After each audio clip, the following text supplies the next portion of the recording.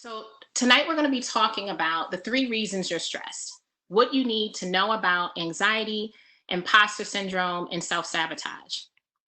Since 1949, May has been observed as Mental Health Awareness Month in the US. And the goals have been to fight stigma, provide support, educate the public, and really be an advocate for policies that support people with mental illnesses as well as their families. My name is Jenny Robles. For those that don't know me, I'm the CEO and founder of Intersection Faith Life Work, an executive coaching and diversity consultancy, as well as Trajecutive, an online personalized coaching platform. As a certified professional coach, I'm committed to transforming the executive coaching industry really to one that is equitable, accessible, and affordable. I provide clients with data-driven resources and premium support, emphasizing early access to executive coaching is instrumental in developing empowered leaders and managers, as well as plays a key role in helping to bridge the representation gap of women and underrepresented professionals of color in leadership and executive positions. So now that I've shared a bit about me, let's take a sneak peek about what I'm going to cover this evening. So, in addition to the three reasons you're stressed, you'll learn about anxiety disorders, the inner critic, signs and symptoms of each, as well as tips and strategies, resources, and support. A challenge that everyone around the world can understand and relate to is stress.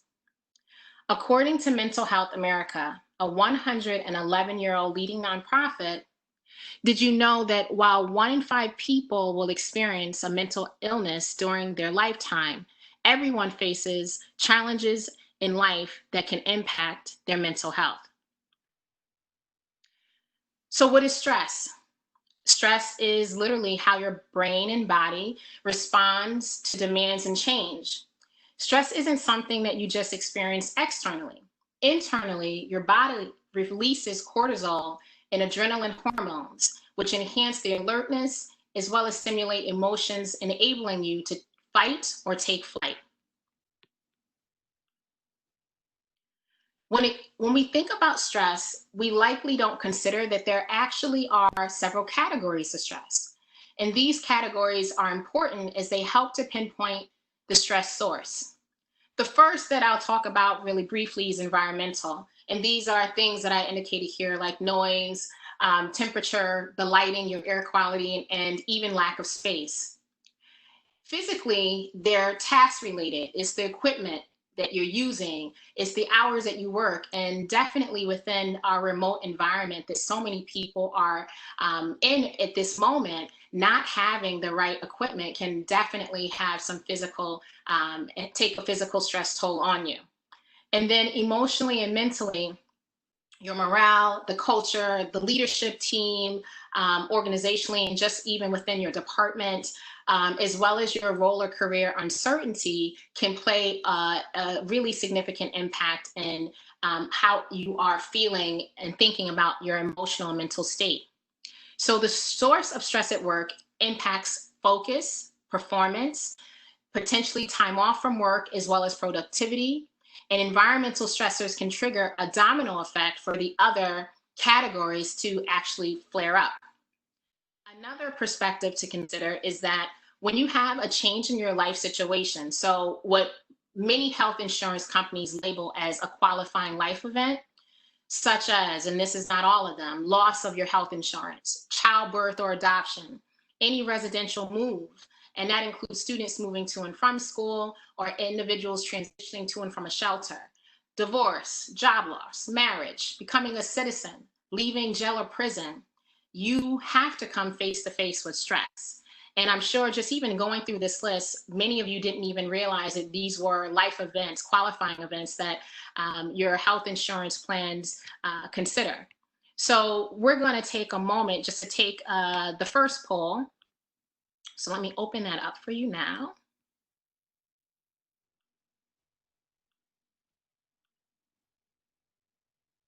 So hopefully you can see it, but what, if any, life event have you or someone you know experienced in the last 6 months?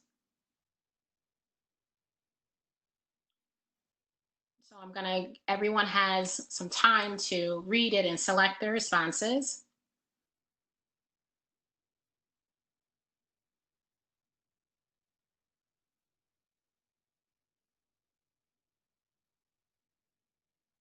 Okay, the poll is going to close and it's just waiting for me to. So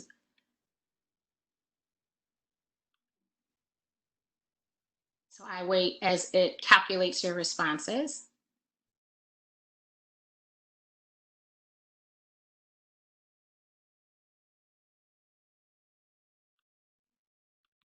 And so the results, as you can see,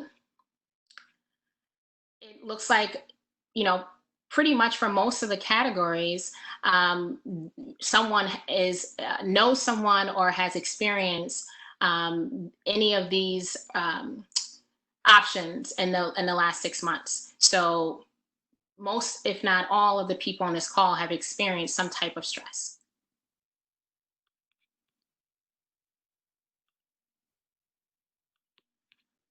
Okay.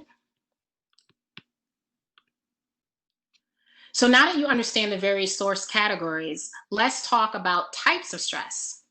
The American Psychological Association describes 3 types of stress. And the summaries that I'm going to walk through can serve as, I guess, a mini profile for each.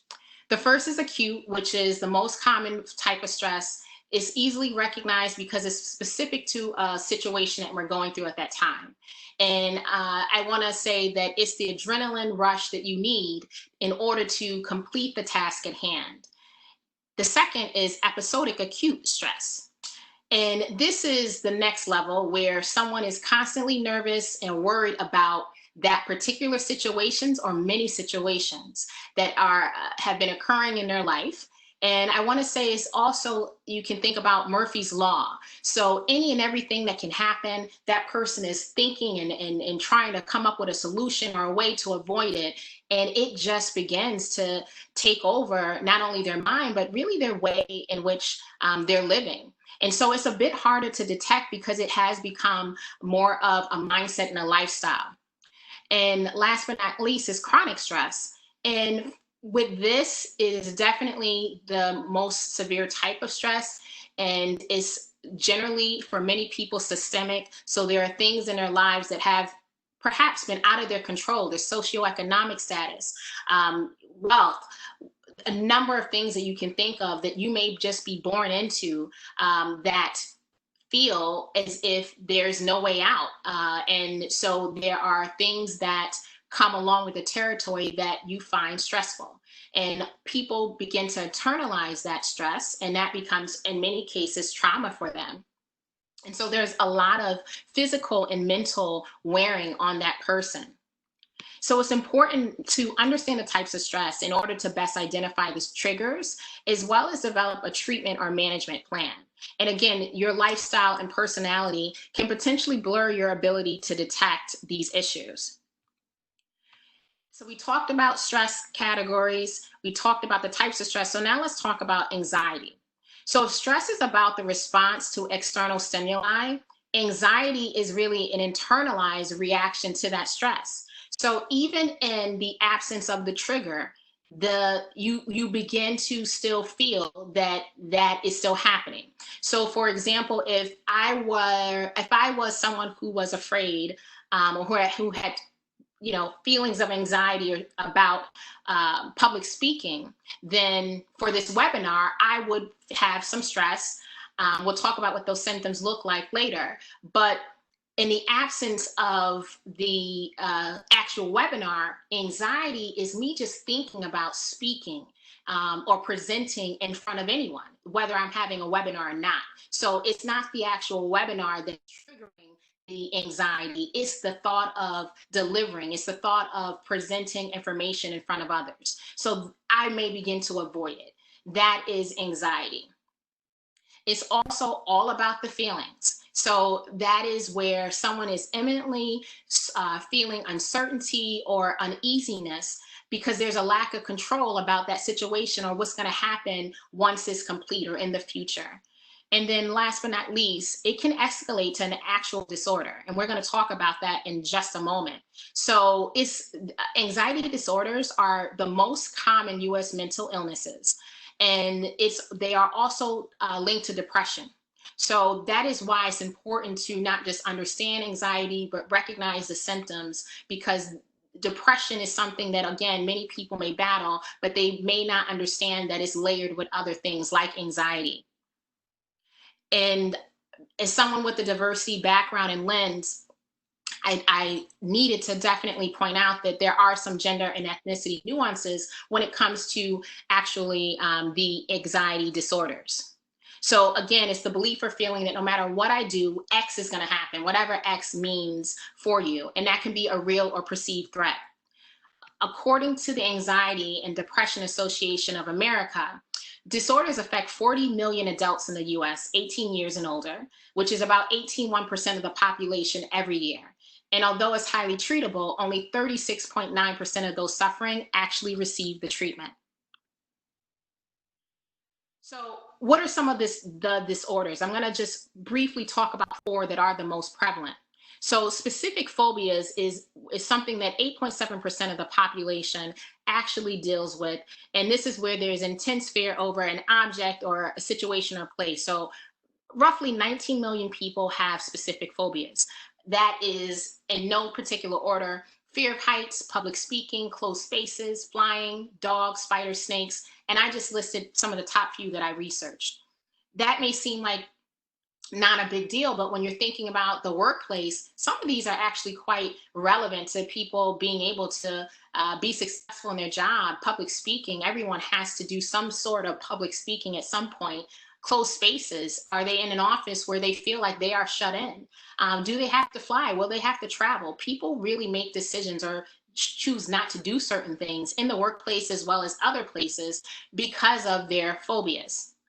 And the other one, social anxiety disorder, 6.8% of the population, roughly 16 million people are dealing with that. And some of these triggers include eating in front of others, speaking in public, meeting new people, making eye contact, interviewing, using public restrooms, being the center of attention. What is at the root of social anxiety is the fear of judgment. People believing that someone is going to evaluate them negatively and ultimately reject them. A Tale of Two Minds, these last 2 anxiety disorders that I'm going to give you some insight on, they're very different. And so, but at the same time, they still are rooted in anxiety. So general anxiety disorder is characterized by symptoms that persist for 6 months or more. So this is definitely much more severe than the standard anxiety. And for this person, the worst case scenario is really the only scenario that they can imagine. Behaviors are often aligned as if that scenario is actually going to happen. And triggers can range from a specific situation to nothing at all in particular, just everyday life. They may not be able to articulate what actually worries them. And there's an underlying fear of something bad is going to happen or is happening, and that they're going to be unprepared. Panic disorder can develop after a traumatic event, such as the death of a loved one, a divorce, job loss, being the victim of a crime. And that's just to name a few examples. This is sudden, intense, and often, for many people, physical pain that will stop them in their tracks. And there's even some medication that can trigger a panic disorder or a panic attack, I should say. So the physical reaction is so severe for many people that it actually feels as if they are dying. And George Bernard Shaw, who won the Nobel Prize for Literature in 1925, he said that people become attached to their burdens, sometimes more than the burdens are attached to them. And I just thought that this was a great quote to highlight what I just described for these disorders, really because what someone feels is happening to them really becomes them. It overwhelms them so much that they are unable to detach from the situation, from the feeling. And the takeaways I'd say to wrap up anxiety is that it's definitely treatable, as I had mentioned before, but it's often dismissed as someone being extra. So that person is just really shy. And that's just the way that he or she is. Or, Jenny's always a worry wart. So, anytime that she's talking about something, she'll always see the glass half empty. And she's always coming up with different scenarios just in case something happens. It becomes part of how people perceive themselves and how others perceive them, and that's how they show up. But at the end of the day, there may be, as I have described, anxiety at play. It often overlaps with other conditions, as I mentioned, depression. And then there is that significant physical and emotional toll that really is inescapable for someone, particularly with a panic disorder. Now, these are some really high level, it's a high level overview of signs and symptoms for both stress and anxiety. And by no means is this an exhaustive list. So, I'll just point out a few things that I think for stress, many people can definitely relate to. The aches and pains, the muscle tension, their energy will change. There's appetite changes. Maybe they eat more, less, intermittently. There's moodiness and loss of sleep. The one thing I wanted to point out was the elevated blood pressure, which may not be something that individuals will recognize right away, if at all. But if left untreated, then it definitely opens the door for a number of other very serious health issues in the future.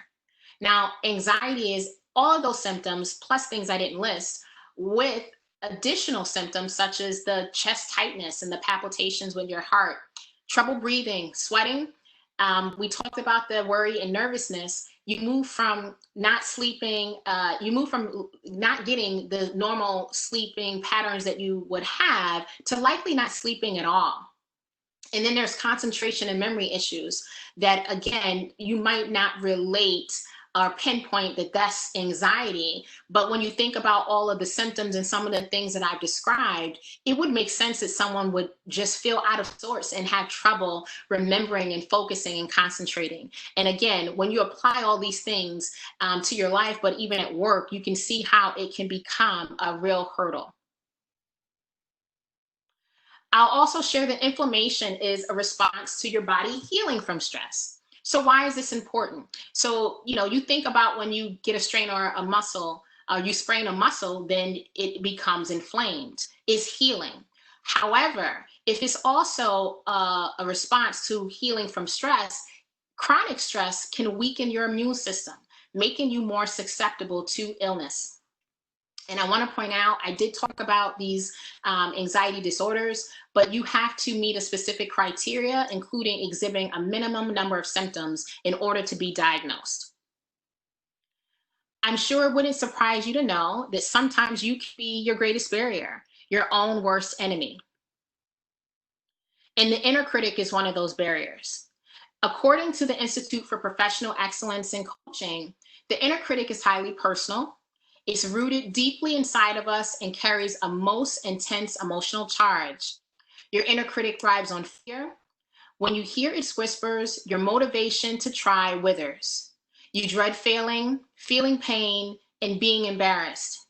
You can even be scared of succeeding if the inner critic convinces you that you'll fail eventually. In a phrase, the inner critic holds you captive to your thoughts. There's a few key aspects that are important to understand about the inner critic. So it is a defense mechanism. And why do I say that? A lot of research and having worked with a number of clients over the years and just thinking anecdotally about conversations I've had, and the inner critic is usually created during childhood, adolescence, or something very specific happened that person experienced. And when I say inner critic, let me be very specific. Some examples of inner critic statements are, you can't do this, no one really likes you, you could have done better. So that's just to give you a sense of what someone is telling themselves. And that likely may have been told to them. That's something they might have taken away after going through a situation that they were uncomfortable with or they didn't fare well. But it's a defense mechanism because it's used to push them to ideally get through it. But it's fake news because it's really kind of rereading your diary of what you did in the past over and over to you until you actually begin to think it's the truth. So something that happened once or twice is true. Yes, I experienced that. Someone said that to me. In every situation moving forward where you begin to feel fear or anxiety, you begin to believe that it is actually the truth.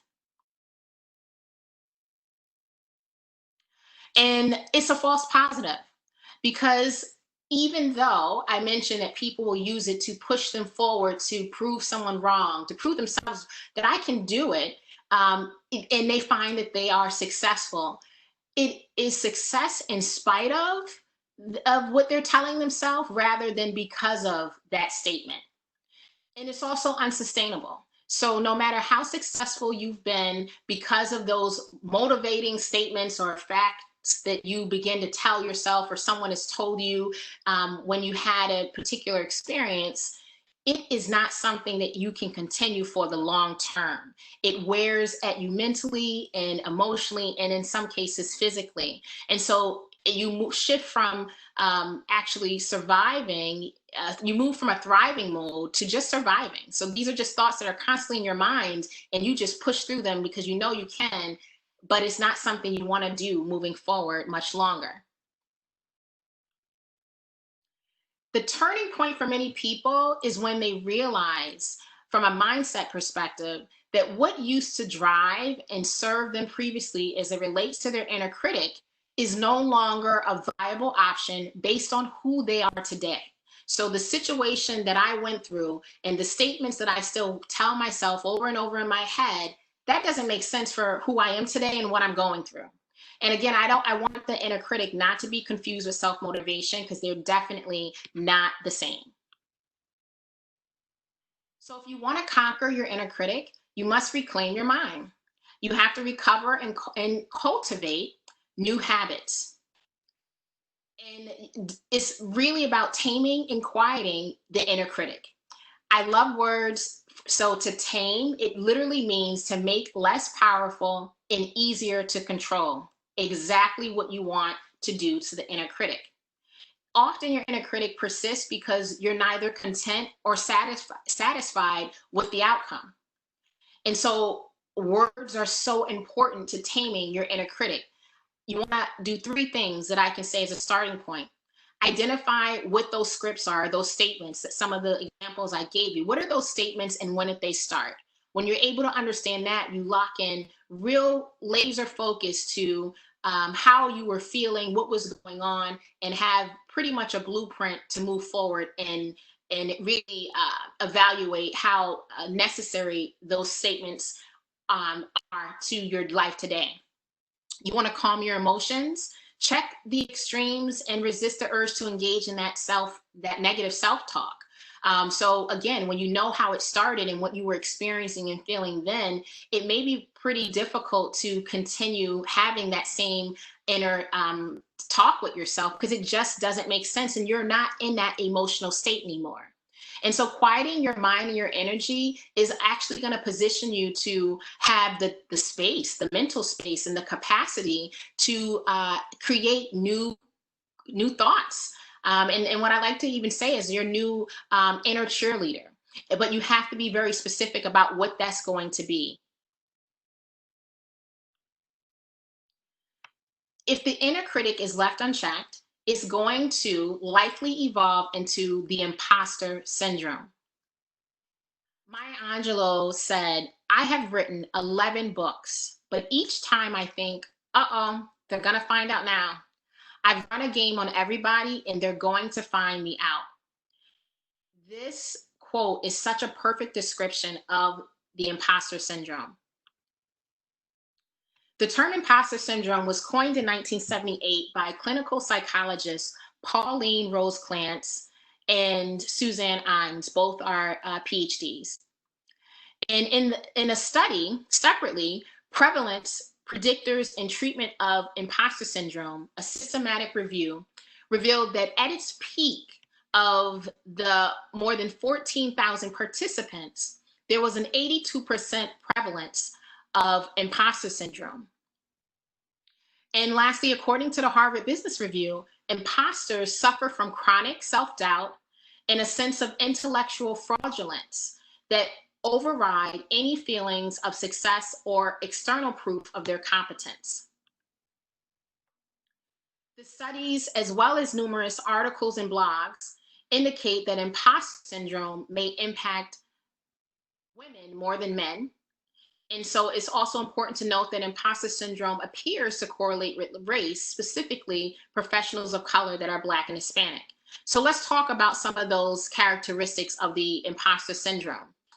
It is in many ways a derivative of the inner critic. I almost call it personalities of the inner critic that have come to life.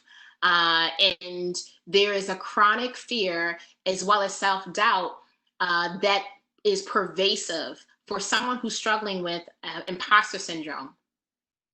There's a huge amount of vulnerability that is at play as it relates to their performance and competence, and just almost a fear if they were wearing a mask that they are going to be found out, that they're going to be exposed because they're not able to show up as they really are. Again, they are in many ways living out these inner critic personalities coming to life.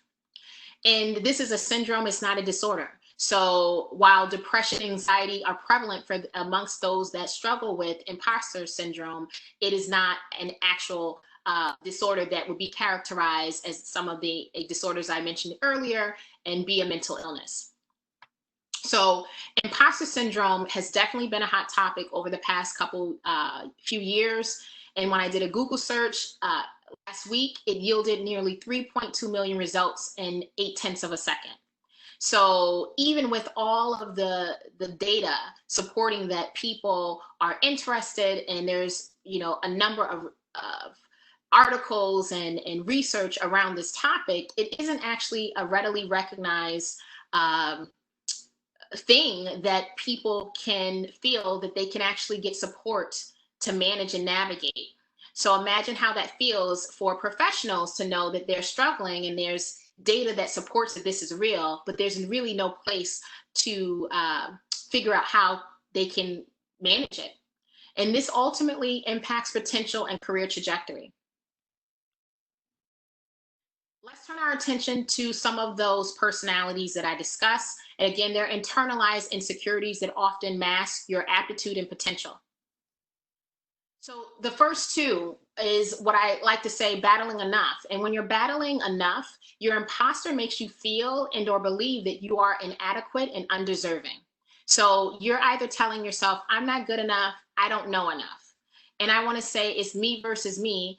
And there's identity fraud that's happening. So there's a conflict between who you really are, who others perceive you to be, and how you're trying to meet that, and actually your ideal self. So if all things were great, I ideally would be X. And that individual is literally choosing it to be, whether it's the person or the situation, they feel that they have to choose to show up as one of those faces. Their past is their present. So whatever prior experience they've gone through, it literally influences how they believe they need to show up. So if they've had some difficulties that, again, this is all about real or perceived, right? If someone is experiencing these things, if they feel that they've been an outcast and had difficulties navigating the workplace and not having a true network, then when they are at work, that might have happened 10 years ago, but they're still carrying that I'm not good enough to be part of this, team or whatever the case may be. And then there's a capacity limit, because for them, that person could feel that more is better. So I got to keep doing more because I don't know enough. I'm not going to be good enough. So I'm going to just position myself that I'm constantly getting as much as I can, and it can look and feel a lot of different ways. Or they always feel like I won't ever have enough because it's always out of reach. So they're always under the 8 ball. The next two imposter personalities, this deals with your perceived competency and preparedness. There's an inner struggle to really discern what standards are versus expectations. So what do I mean by that? So the two statements are, I'm not good enough and I'm not qualified. I'm not good enough is when someone is feeling or believes that other people see them as underwhelming. And because of that, they tend to undersell themselves. And so they're never going to necessarily pat themselves on the back. There's definitely very little, if any, self promotion happening in the workplace. They just find it hard to recognize their strengths and their talents, or actually articulate that.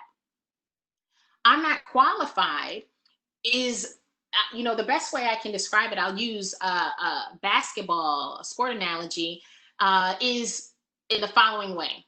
So for someone, when they're feeling that they are not qualified, if they were on a team, or they're on a team, they're at work, but they're not going to try out. They know that tryouts are happening. They know that the manager or the team is requesting people who are interested in a particular project or client. Throw your name in the hat. We need volunteers. They are never going to do that. They just feel like they are not qualified, even though they actually obviously have the job.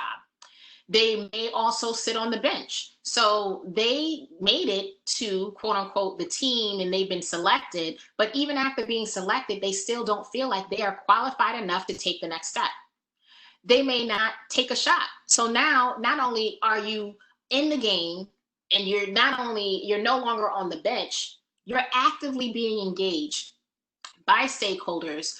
And now you have an opportunity to fulfill what you wanted to, but they're not going to, because again, they're playing that thought, and they're showing up as, I'm not qualified. So they're not going to speak about their ideas. They're not going to pitch whatever may have been on their mind and heart for a long time.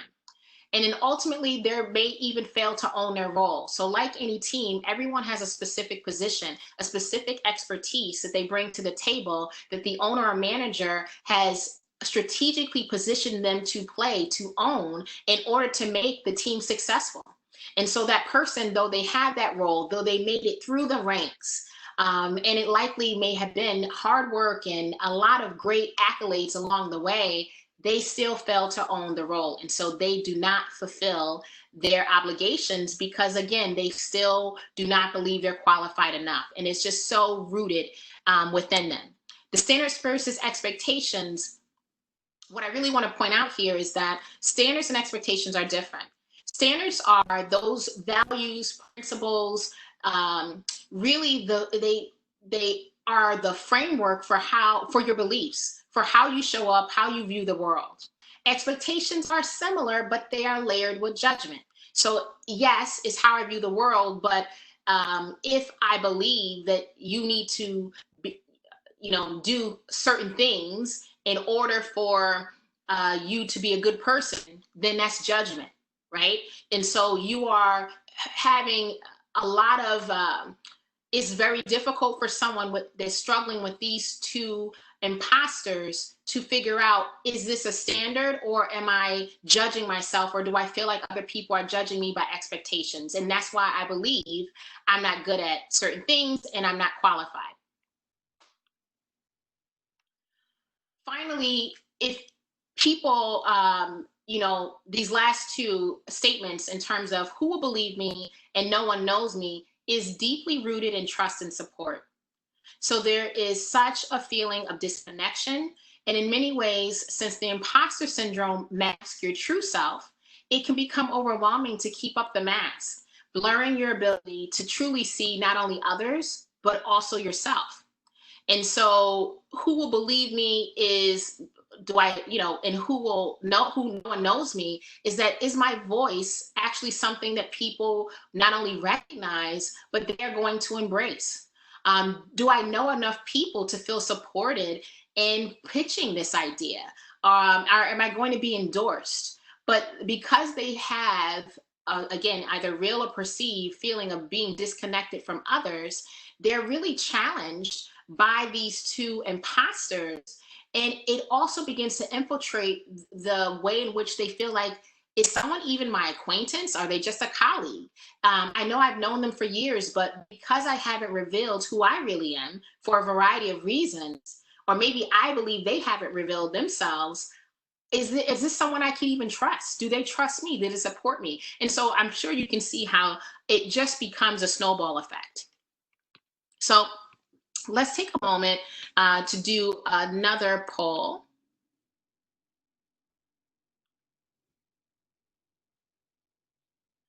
Okay. So which imposter syndrome personality have you recently struggled with? Give everyone some time to fill it out.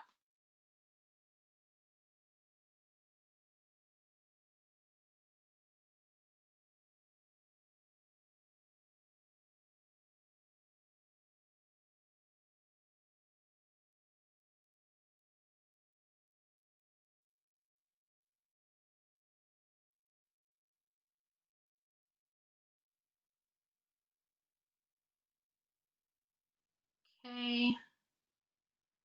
And so now I'm waiting for the poll to close, and then I'll be able to share the results.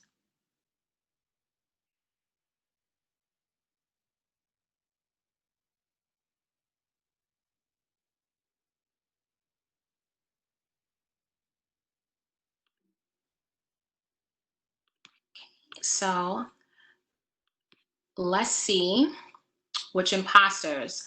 I don't know enough. I see. And I'm not qualified. So it looks like, again, definitely for a number of these imposters, uh, a number of people on the call are definitely experiencing them now or have in the past. Okay.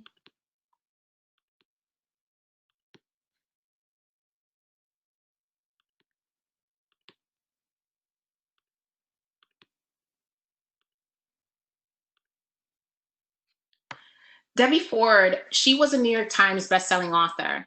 And she said that New Year's resolutions often fail because toxic emotions and experiences keep us from our past, from our past can sabotage us or keep us stuck with the same old thoughts, patterns, and regrets. There could be an argument that self-sabotage is actually the imposter syndrome manifested. So now we're moving beyond the thoughts and feelings to actual action. And these actions are influenced by stress, anxiety, and or fear.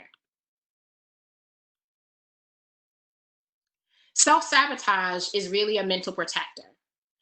And what do I mean by that? So it can be either deliberate or subconscious.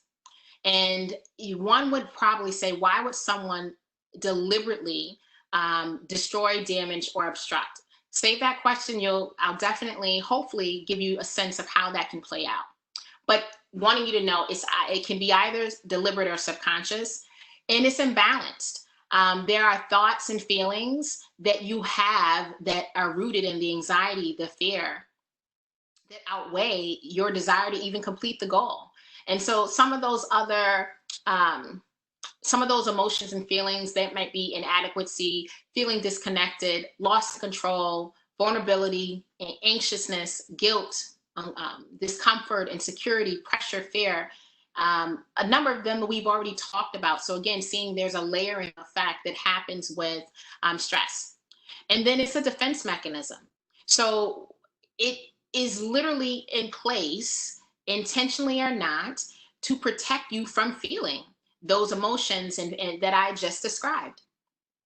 So some of the thoughts associated with we've already covered, but I'm not good enough, I don't deserve it, I don't know enough, I don't belong, it's too hard, I can do more. When you're unable to manage your thoughts and feelings about tasks and goals, there are a few common reactions or default behaviors. I'm going to use an example to showcase how each reaction or default would play out. So here's a scenario. You've worked hard to demonstrate to your manager that you're ready for more exposure to and projects with senior clients.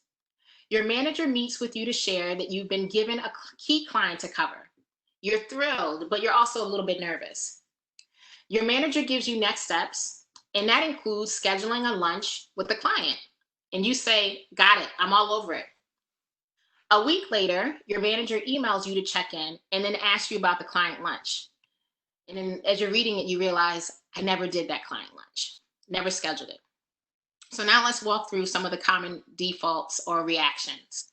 If you are someone who would, immediately begin to go to denial, you would read the email, but then if you had a conversation with your manager, you would actually completely not acknowledge the lunch piece. You're going to talk about everything else, which is going well, but you're not going to even give it any attention, the lunch.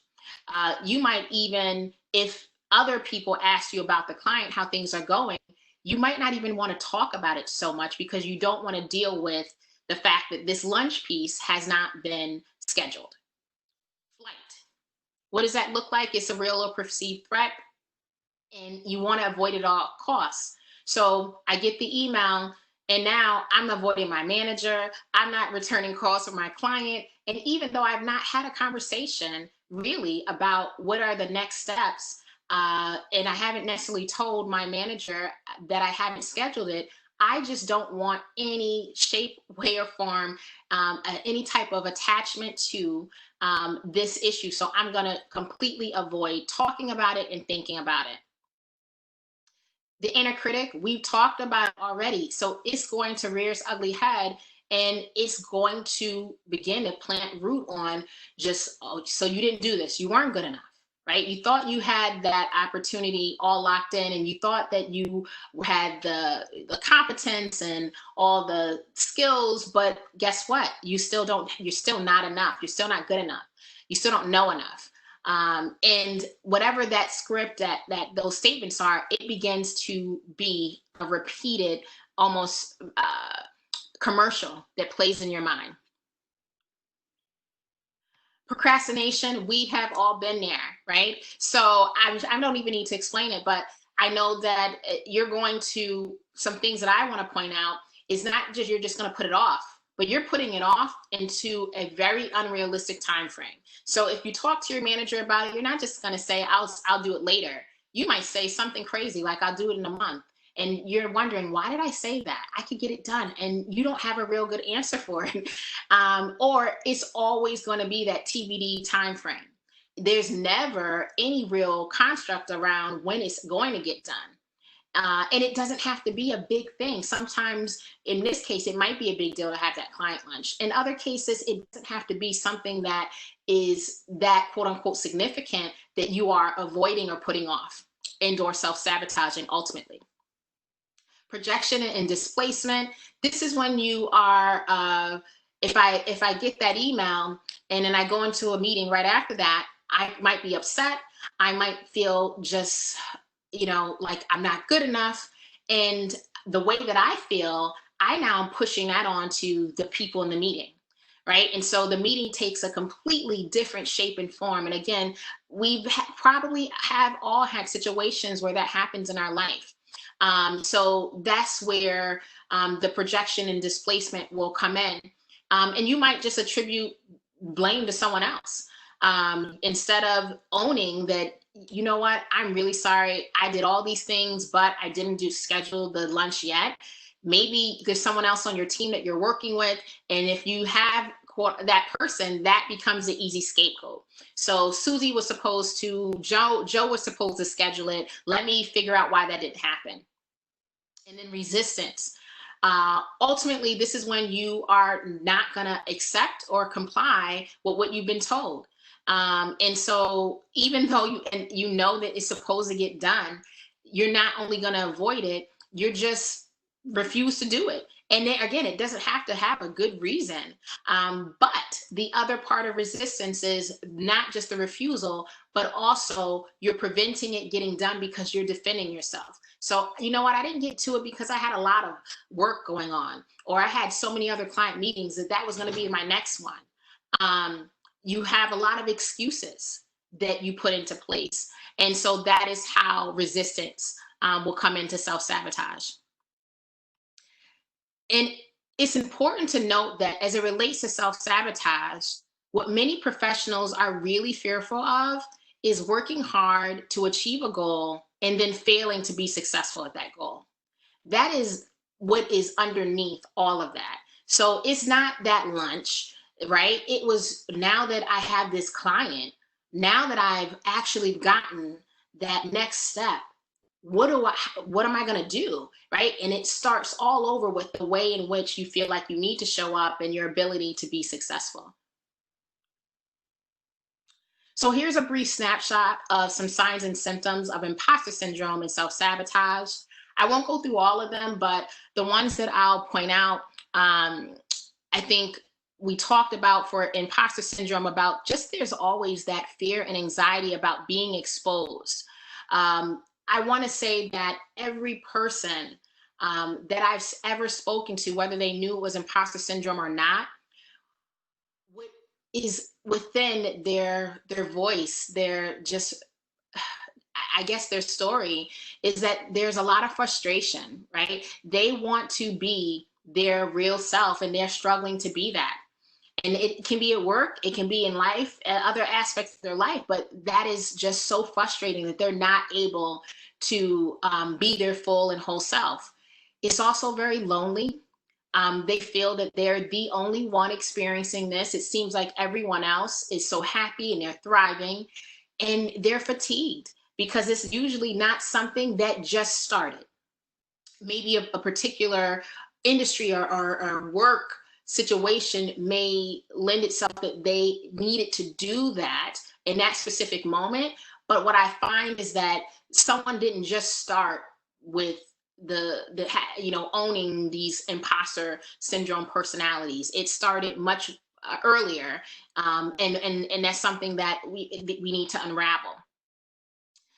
Again, they're underselling, and they're undervaluing who they really are. But I also will say that they overcompensate. So that ideal self, when you feel like you're not good enough and all of those other personalities, you become that ideal self. But usually it's not true. So you become way more than what someone actually needs you to be. And that can be really overwhelming for you as well as other people. And again, this person is likely going to attribute the success to some external factors. They're not going to take any credit for anything that's generally happened. They're not self-promoting. So they were always lucky, or it was a blessing, or a lot of people prayed for me, or I just had a great mentor, a great professor. There's never really any real ownership they're taking for saying, like, here's how I got here. Self-sabotage, easily distracted. They want distraction. They don't want to get much of anything done because, again, they don't want to experience those feelings and thoughts. They cannot accept the writing on the wall, things that other people are able to see quite crisp and clear. They are, for some of the other defaults that we talked about, they can't see it. We talked about putting off things and not the right time. And what the last two, what I wanted to share is that generally, when you think about it, these are people that they're consistently so close, but no cigar. Oh man, I thought that this time they were going to get X, Y, and Z, or they were going to be successful. It always seems as if a particular theme has followed them, but they've never quite gotten that golden ticket, right? And then, like a moth to a flame with drama. What do I mean by that? This person always winds up in some type of crazy situation, and you never understand, like, why are they always caught up in this drama? Are they always in some just terrible or weird situation that isn't serving them? And it usually is one, a distraction for them. But when you think about it, when you're in firstly someone else's drama, you don't have to deal with your own stuff. But when you're caught up in drama, it may not be what you want to be doing or feeling or thinking, but it does put off what you need to be doing, feeling, and thinking. So, how exactly can you manage and navigate the factors that are causing stress and anxiety in your life? Here's some tips and strategies that I wanted to share with you before we wrap up. And without question, you should know and believe that you can always ask for help and be open to accepting help and support. And I'm saying that more as a statement than a tip. So the first is what I like to call manage me. We talk about management all the time, but within management is literally manage me. And so here's just a few things that I wanted to point out for you to think about. Am I taking time? You might want to call it self-care, but am I taking time for myself? And whether that is, am I having adequate amounts of sleep?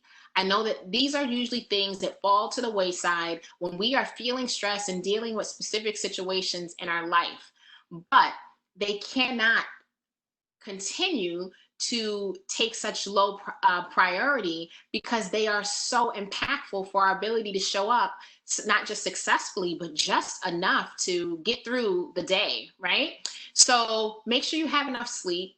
Make sure you're focusing on your health and nutrition, as well as thinking about the other aspects of what makes you you in order for you to feel good about yourself, in order for you to have and feel like you are being whole. So that could be spiritually, socially, financially, and I put time management as well, because these are also, when I've surveyed people over the past couple years for my business, but also just anecdotally speaking, these are actually key issues that, in addition to the work challenges that people come to talk to me about, they're actually struggling with a number of these things, particularly with perhaps their finances, if that's something that's a stressor, or if they're stressed, they're not able to have the time to manage things in a way that would be helpful for them. Creating and practicing healthy boundaries. What I would say about that is that my takeaway that I tell people is it's not about what you're saying no to, but it really is about understanding what you're saying yes to. And hopefully it's some of the things, if not all the things that I just talked about in managing me, as well as understanding what are my standards, what are my, I'll get to the next one, what are my priorities? When you understand what your priorities are, when you're taking care of yourself, then it makes it a lot easier to have boundaries that say, these are the things that say yes to, I want to experience, feel, think, and be this. So if it does not fall into that category, then I likely need to really consider if I should be a part of it. And prioritizing your priorities is what's going to take your time and attention and your energy. And how are you going to show up and respond based on that? In parentheses, I have UIV. And that is just my way of remembering what is urgent, what is important, and what's valuable. Because again, when you put it into those categories and you think about all the things that you're doing in your life and all the things that's pulling you different ways, if you understand if it's urgent or important, then there's certain ways you need to deal with it. And there's another way that you will show up and deal with things that are valuable to you and other people. You want to avoid personalizing. That could be really tough in the workplace, but I won't even just say in the workplace, even amongst our own families and friends, people, words hurt. What people say we care about. We can't just act like we have no affect, right? So ensuring that you are in tune with how you're feeling and your emotions, because that can blur what's happening right now today. If you're aligning what someone said to you about what you've been in, what you've gone through in the past. And that impacts not only how you show up, but also your current state of mind, as well as your mindset moving forward. So these last few things that I'll talk about is that you want to acknowledge all these thoughts and feelings that I talked about. And I'm not saying now you're going to scrutinize every single thing that you think and feel, but don't ignore it. right? Because you don't want to dismiss anything that drains or dilutes you for all of the reasons that we talked about. You really want to ensure that you are being mindful of understanding, is this a normal acute stress, or is this something else that I'm experiencing? And if so, how do I navigate it? What are the tools? What are the resources and tips that I should be aware of? You want to identify and understand your triggers. So we talked a little bit about that. I shared some insight on what that looks and feels like, but really just asking yourself, who, what, when, where, and how. Right? What are the qualifiers? What happened? Who was there? Because it's not always situations. People can be triggers. Smells, sounds, a ton of things can be triggers for how you begin to feel and think. And so when you have really done the work to assess what's going on and what that kind of storyline will build out to, it helps you to navigate the triggers and hopefully remove them where it makes sense. We talked a bit about discerning what is true versus the truth. I'm really, really big on people not putting things out in the world as if it's permanent. Situations that happen to us are specific to that situation. And even when we feel like we are in what we call, some people will call a season, and there's a struggle, there's a challenge, this is the storm that I'm going through. It doesn't like, storms don't last forever. It is specific to what I'm going through today, and hopefully you are hopeful that it is going to subside and end in the future. And when you have that thought, it really begins to help you understand that what was true or is true for a certain time is not the truth about your entire future. And so you don't have to own and feel the burden of carrying those feelings with you forever. And then last but not least, you want to assess your motivation. Motivation is so important. And so when you understand for yourself, what's the benefit? What is the win-win? And I like to say win-win, because ideally it's not just, you're not alone. What is the benefit that's going to be valuable for you and someone else? So what's the win-win? And do I really believe that I can actually get results if I do the following things? And so when that is high, when you believe and you see the win-win, then you are motivated in a different way, and your energy, your thoughts are very different from when you're feeling anxious or fearful in some of the other emotions that we talked about. Sorry, I said I was going to do a quick poll. So the last poll I'm going to grab right now and share with you.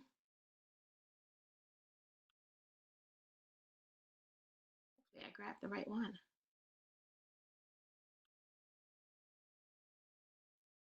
Okay. So what is the one area, and I can't read the rest, but what's the one area that is a current challenge for you right now as it relates to the topics that we covered, that I covered this evening?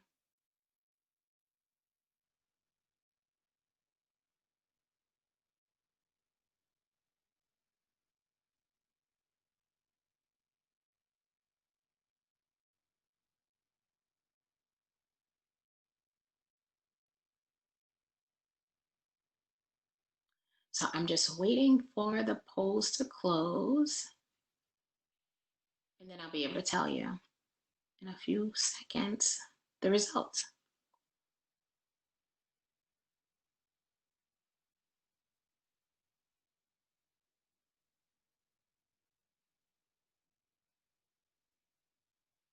Okay, so it looks like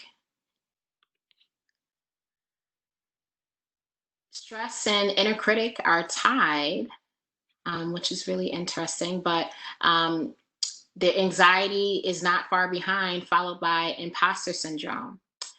So again, everyone on this call, for the most part, has experienced or is currently dealing with a number of the things that we're talking about.